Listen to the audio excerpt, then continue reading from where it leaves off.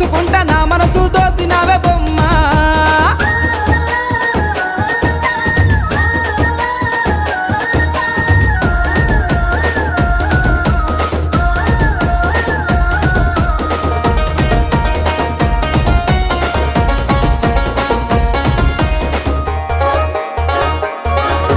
నింగిలోని సుక్కల్ని తెంపుకొని వచ్చి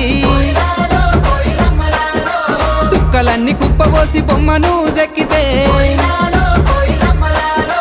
చక్కనైన నీ రూపు తయారు అయ్యనో